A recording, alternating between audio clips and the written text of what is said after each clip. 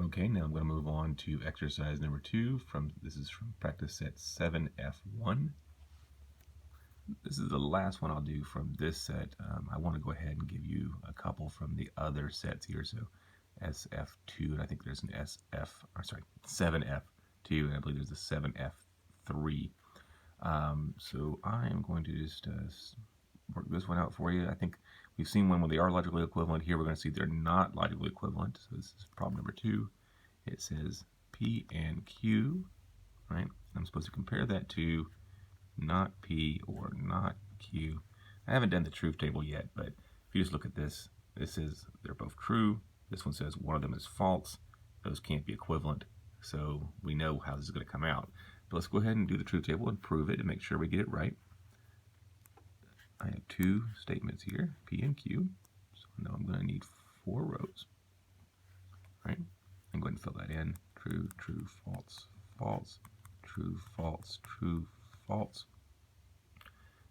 First statement says P and Q are both true. Second one says either P is false or Q is false. All right. Go ahead and fill in the P's and Q's here. True, true, false, false, true, true, false, false, true, false, true, false, true, false, true, false. Okay. Again, this is all actually done for you already in your interactive exercises, so it's a little simpler for you.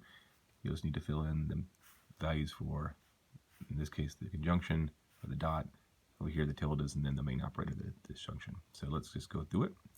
I'll go ahead and just do the dot. Again, remember, the dot comes out true. It stands for and, so it comes out true only if both sides of these are true. So true and true is true, true and false is false, false and true is false, false and false is false. That's the main operator there, so you will select it, I will circle it. Over here, I have a choice between tilde and the wedge, and another tilde. Start with the tildes, and in this case, I just go left to right. So not P is just going to have the opposite value of P, so it's going to be false, false, true, true. Not Q is going to have the opposite value of Q, so false, true, false, true. And then the wedge is going to be true if either of these is true. That is the tilde here or the tilde here. So false and false gives me false, false and true gives me true, true and false gives me true, and true gives me true. Circle that as my main operator. Right? On row number 1, you can see this is true and that is false, so we already know they're not logically equivalent. You can see as well on row number 2, false and true. On row number 3, false and true.